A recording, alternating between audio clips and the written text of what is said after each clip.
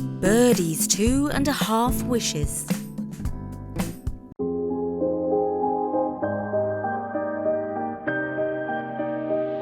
Jake has an unusual best friend.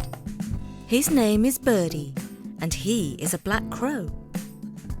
One evening, when Birdy tapped at his window, Jake was curious.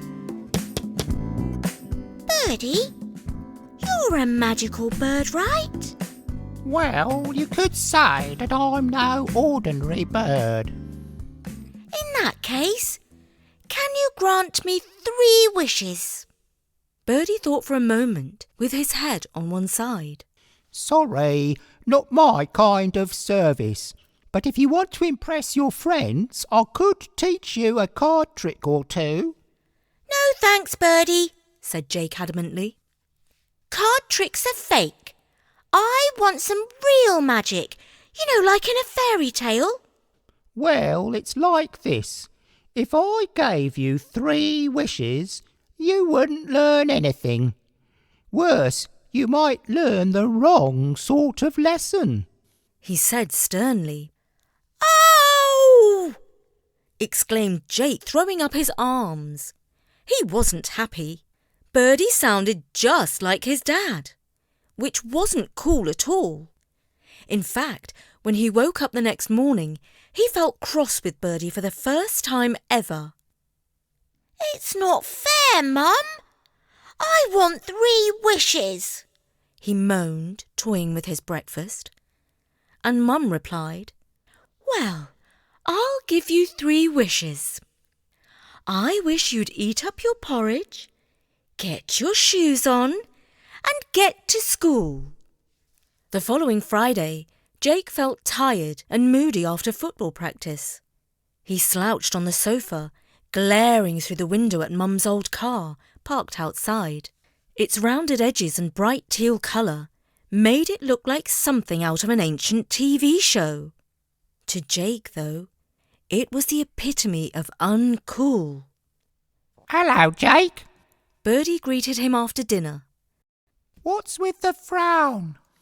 We're visiting my auntie and uncle for their anniversary in a couple of weeks. And loads of people are going to be there, and they'll see Mum's old car. It's embarrassing showing up at my cousin's house in Mum's tin can. My uncle's 2 cars go from 0 to 60 in half a second. Mum's would take a week. I wish you could use some magic. Birdy tilted his head. Your mum's car has got character, but I predict that your wish will come true. Jake was excited, but the car stayed the same. Did Birdy cheat me? He wondered. Out of the blue on Sunday morning, a man knocked on the door. Sorry to bother you, but I couldn't help but notice your car in your driveway. It's a classic. I've been looking for one like that for a long time. Would you consider selling it? Mum, surprised, agreed to sell the car, as he offered a very generous price. A week later, a sleek new car sat in the driveway. What do you think, Jake? Mum asked. Jake was pleased. Oh, it's awesome, Mum! And he was in a good mood all week. Next Saturday afternoon, Mum called out, Come on, Jake! We're going shopping for new clothes. Jake groaned. Shopping is boring. But Mum was firm. Jake dragged himself downstairs to find his sister Elle bouncing around, eager to get going. Mummy's promised me I'm finally collecting my street dance uniform for my club. And brand new trainers too, she squealed in delight. Jake's face turned pale with dread. Oh, I wish I didn't have to go shopping with Elle. For him, a shopping trip with his little sister was like being trapped in a horror film, an endless parade of girly shops that made him want to disappear into the nearest cave. All right, sighed Mum, but don't blame us if we buy clothes you don't like. Oh, don't worry, I'll choose really cool clothes for you, Jake, piped up Elle. Later, when Mum and Elle returned home, Elle burst into Jake's room, holding up a shiny yellow shirt and 70s-style bell-bottom jeans with flowers on the thighs. No way am I wearing those! Jake protested, horrified. That evening he whispered, I'm not wearing those ridiculous clothes. Birdy appeared at the window. Look at this stuff, Birdy! What was Elle thinking, picking out these weird outfits? I'm going to be the laughingstock at school. Birdy called softly. Fashion is subjective, but I can see you wish you didn't have to wear those clothes. Oh, please, Birdy. Birdy didn't even caw. He just flapped his wings. The next morning, Elle barged into her brother's room unannounced. Jake, I've been thinking. I don't think these clothes suit you after all. Do you mind if I keep them? Jake heaved a sigh of relief. You definitely can. Mum overheard. Come down, Jake, and we'll order some new clothes online. Jake smiled. Sounds good, Mum. And he whispered, Thanks for granting my wish, Birdie. The week went by smoothly until Friday evening, when Dad looked up from his dinner plate and asked Jake to help him tackle the garage. Well, I've been putting it off, but it's high time for us to get it cleaned out. Jake's heart sank. The garage was a disaster zone, still damp and cluttered from the recent flood. Cleaning it out was the last thing he wanted to do. After dinner, Jake retreated to his room, flopping onto his bed with a groan. His mind began to whirl with images of the garage, dark corners filled with creepy crawlies, spiders the size of his fist, and who knew what else lurking in the shadows. Birdy flew in, landing gracefully on Jake's desk. Trouble brewing? Jake sighed. Oh, Dad wants me to help clean the garage. I wish I didn't have to. I'll tell you what, on this occasion, I'll grant you half a wish. You'll have to help your dad with the garage, but you'll enjoy it. Enjoy it? You've got to be kidding. Take it or leave it.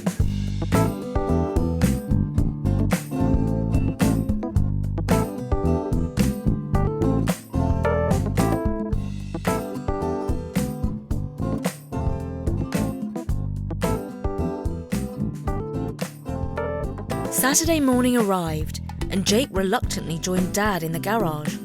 The air was damp, and boxes were stacked haphazardly, some soggy and some falling apart.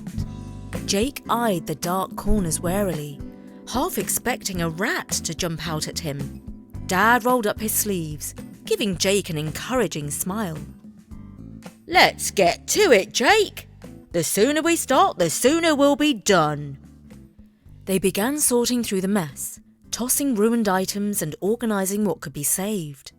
As they worked, Dad took on the heavy lifting, while Jake focused on the shelves that had escaped the worst of January's flood, when the river overflowed and reached their back garden. Pulling down a dusty box, Jake coughed as a cloud of dust enveloped him. He opened the box to find a collection of his old toys, action figures, building blocks, and a well-worn teddy bear. Hey, Dad, look at this! Jake exclaimed, holding up the bear. Dad glanced over. Why, I remember when you wouldn't go anywhere without that bear. You used to call him Mr. Bud. Digging deeper into the box, his fingers closed around something solid and metallic. He pulled out a detailed toy car, its paint slightly chipped, but still gleaming. His eyes widened as he recognised the model. Wow, this looks just like Mum's car, Jake said, turning it over in his hands. Dad walked over for a closer look. Well, would you look at that? That was my favourite toy car as a kid. Your mum was driving this same exact model, only for real, when we met." Jake studied the toy car, noticing the intricate details and classic design. Then he noticed a crack in the windshield and a chip in the paint. "It's pretty cool, but it's a bit beat up." Dad sighed. "Yeah, and it's missing the original box too. You know, if it were in perfect condition with the box, it would be worth a lot of money now."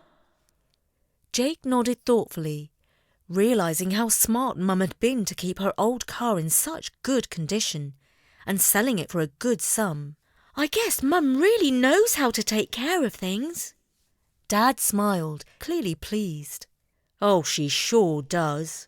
I was sad to see her old car leave the drive for the last time. An unusual car, full of memories." And Jake replied, "Yeah, Dad, you're right. I miss Mum's old car too." They continued working, uncovering more treasures, including Dad's old comic books, one of which was all about a talking bird. "Dad, is this just a coincidence?" Jake asked. "Well, well," said Dad. "This was my favourite comic, but it was just a story, you know." "But my Birdie is real," said Jake proudly. The hours flew by as they shared stories and laughs. By early evening the garage was clean and organised, and both of them were tired but satisfied. As they packed up the last box, Dad ruffled Jake's hair affectionately. "Thanks for all your help today, Jake. Couldn't have done it without you." Jake smiled at his dad.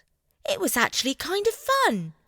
That evening, as the sun set and the sky turned shades of orange and pink, Birdie arrived at Jake's window with a little tap, tap, tap.